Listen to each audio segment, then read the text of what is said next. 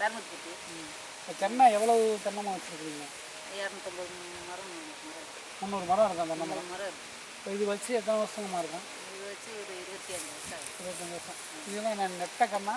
நட்டது தான். நட்டது நாட்டு ரகம், நாட்டு கண்ணு. நம்ம ஊர்லேருந்து எடுத்து வந்து கண்ணா வாங்கி நட்டது. அப்போலாம் எப்படிமா குழியெல்லாம் எந்த மாதிரி எடுத்து வச்சிங்க? புளியெல்லாம் இது பார்த்து புளி தோண்டிட்டே வச்சு புளி தோண்டிட்டு அதை எதுவும் போட்டு நட்டிங்களா? சும்மா அப்படியே நடந்து டஸ்ட்டு பவுடர் போட்டுருக்கோம். எறும்பு இல்லாமல் அந்த கண்ணு எறும்பு தாட்டாமல் இருக்கிறதுக்காக இது வந்து அந்த டஸ்ட்டு ஆற்று மணல் போட்டு டஸ்ட்டில் போட்டு அப்படியே நட்டோம். அந்த தென்னங்கண்ணை வச்சு ஆற்று மணல் ஒரு இடுக்கட்டி 2 இடுக்கட்டி போட்டு அந்த குடுக்கை மூடுற அளவுக்கு மணல் போட்டுருக்கீங்க. குடுக்கை மூடுற அளவுக்கு மணல் போட்டு நட்டுருக்கீங்க. இப்போ நட்டு வந்து 25 வருஷம் ஆச்சுன்னு சொல்கிறீங்க. இப்போ இந்த மரம் வந்துட்டு காய்ப்பு எப்படிமா பிறந்து நல்லா எத்தனை வருஷம் நம்ம காய்க்க வந்துச்சு மரம்? அதான் 7 வருஷமே இருக்குது. 7 வருஷம் ஆன பின்னாடி மரம் காய்ச்சி வந்து மரம் காய்ச்சி நம்ம கைக்கு வந்தது 7 வருஷம் ஆச்சு.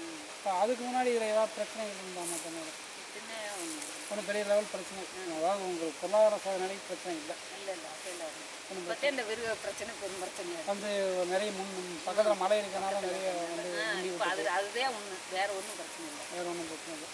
இப்போ வந்து இப்போ தென்னைக்கு வந்து வேறு வந்து என்ன தண்ணி பாய்ச்சுறீங்க ஒன்று, அது இல்லாமல் வந்து உரம் எதுவும் கொடுக்குறீங்களாம்மா?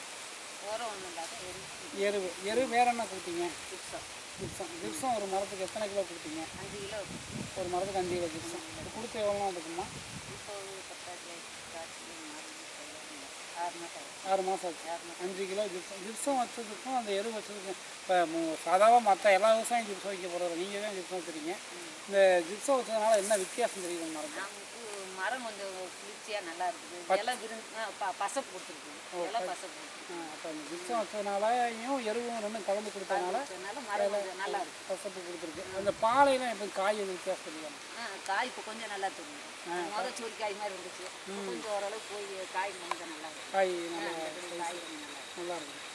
இப்போ வந்து இந்த ஜிப்சமும் எருவும் போட்டது ஒரு பிரயோஜனமாக இருக்குது. அதோட வந்துமா நீங்கள் இந்த களைகள்லாம் நிறைய வச்சுருக்கிறீங்களா? இந்த களைகள்லாம் என்ன செய்வீங்கன்னா, அடுத்த டைம் நீங்கள் இந்த காட்டை தென்னங்காடு உழவு போட்டுவீங்களா? ஒரே ஒரு டைம் மட்டும். இப்போ இது டில்லர் விட்டு வெட்டுவீங்களா? சும்மா ரொட்டவேட்டர் விட்டு வெட்டிடுவீங்க. வெட்டும் போது நீங்கள் என்ன பண்ணலாம்னா, இந்த தக்கை பூண்டு சனப்பை இது மாதிரி இருக்கு இல்லையா, அதை நீங்கள் ஒரு தடவை வேஸ்ட் விடுங்க. நீங்கள் இந்த மரம் வந்து இப்போ தண்ணி நீங்கள் காணொழுத்து தண்ணி பார்க்கணும் அப்படின்னு நினச்சிங்கன்னா, மரத்தை வந்து அந்த பக்கம் அப்படி ஒரு மரத்தை வந்து ஒரு 5 அடி ஆழத்தில் லைட்டாக அப்படி எடுத்து ஒரு உரம் நீங்கள் எது போடுறவங்க நீங்கள் அதை போட்டுக்கலாம். சரிங்களா? அவசியம் வந்து இந்த அடுத்தாப்பில் நீங்கள் என்ன பண்ணீங்கன்னா, தென்னைக்கு நுண்ணூட்ட சத்து கொடுங்க. நம்ம எல்லாமே பேர் ஊட்டத்திலே வந்துட்டோம். மலைச்சத்து கொடுப்போம், மணிச்சத்து கொடுப்போம், சாம்பல் சத்து கொடுப்போம். பிரதான நுண்ணூட்டங்கிறது இப்போ சென்னையை பொறுத்தவரை போரான் ஒரு சத்து இருக்குது, அது நிறைய தேவைப்படும். போரான் வந்து நிறைய இருந்ததுனால என்ன பண்ணோம்னா, இந்த ஒரு கொலையில் எத்தனை பிஞ்சு பாலை வெடிக்கும் பார்த்தீங்களா?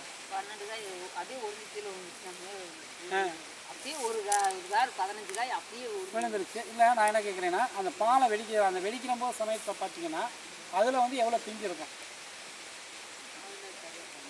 காய் பிஞ்சு இருக்குது. இல்லை, நான் எனக்கு அந்த பிஞ்சு குறும்ப உதிர்தான். இப்போ உதிர்றதில்லை. அதுக்கெல்லாம் என்ன காரணம்னாவே அந்த போரான் பற்றாக்குறையினால தான் வந்து இப்போ காய் வந்து அதோட காய் வந்துட்டு இப்படி இருக்கக்கூடிய தென்னங்காய் இப்படி கோணையாக இருக்கும். அது என்ன காரணம்னா அதுவும் போரான் சத்து தான். அதனால் அவசியம் வந்து தென்னை நுண் சத்துக்கள் வந்து தென்னை நுண் சத்து ஒரு மரத்துக்கு கிட்டத்தட்ட ஒரு வருஷத்துக்கு 1 கிலோ கொடுக்கணும். 2 தடவையாக கொடுக்கணும். 2 தடவையாகவும் கொடுக்கலாம், ஒரே டைமாகவும் கொடுக்கலாம். நீங்கள் எது கொடுத்தாலும் மரத்துலேருந்து 5 அடிங்கிற மறந்துடாதீங்க. 5 அடி தான் நீங்கள் இந்த தென்னையை சத்து எடுக்கக்கூடிய வேர்கள் இருக்குது. நீங்கள் 6 மாதத்தில் நீங்கள் ரிசல்ட்டு பார்க்கணும்னா நிச்சயமாக நீங்கள் தென்னை நுண்ணூட்டத்துக்கு அவசியம் வேணும். அடுத்த டைம் நீங்கள் இதெல்லாம் வாஷ் பண்ணிவிட்டு இதை வந்து நீங்கள் என்ன பண்ணுவீங்க, தென்னை நுண்ணூட்டத்துக்கு எருவு எல்லாமே கலந்து கொடுக்கலாம். அதனால் நீங்கள் உரம் போட்டிங்கன்னா, ஒரு மரத்துக்குன்னு ரசாயன உரம் நீங்கள் கொடுக்கணும்னு நினச்சிங்கன்னா, சூப்பர் பாஸ்பேட் வந்து 2 கிலோ, பொட்டாஸ் 2 கிலோ, யூரியா ஒரு 1.5 கிலோ 3 கொடுக்கணும். அம்மோனியம் சல்ஃபேட்டை அதை ஒன்று கொடுக்கணும். அதை 2ஆக பிரித்து கொடுத்தீங்கன்னா நிச்சயமாக உங்களுக்கு காய் குறையாது. அதோட முன்னாடி காலங்களில் வந்து ஒரு 15 வருஷம் இல்லை தென்னை எடுக்கிறது ரொம்ப பிரச்சனையான இது கிடையாது. 15 வருஷத்துக்கு மேலே இப்போ தென்னை எடுக்கிறது ரொம்ப கஷ்டமானது. என்னென்னா நிறைய பூமியில் இருக்கிற சத்தெல்லாம் அது எடுத்துருக்கும். அதனால் இப்போ வந்து அதுக்கு சத்து கொடுத்தா தான் காய்க்கும். அவசியமாக நீங்கள் தென்னைக்கு வர வைங்க. அதோட இப்போ உங்களுக்கு இந்த ஜிப்சத்தோட இது உங்களுக்கு வித்தியாசம் தெரிஞ்சிருக்கு. வித்தியாசம் நிச்சயமாக அடுத்து நீங்கள் தொடர்ந்து இதை பயன்படுத்துங்க. சும்மா அடுத்து முடிஞ்சால் சொட்டு நீர் பாசனம் போட்டு விட்டுருங்க. போட்டு போட்டுங்க. தண்ணி நிறையா இருக்குன்னு சொல்லாதீங்க, போட்டு விட்டுருங்க. அவசியம் ஒன்று ஒன்றா மாறி வாங்க.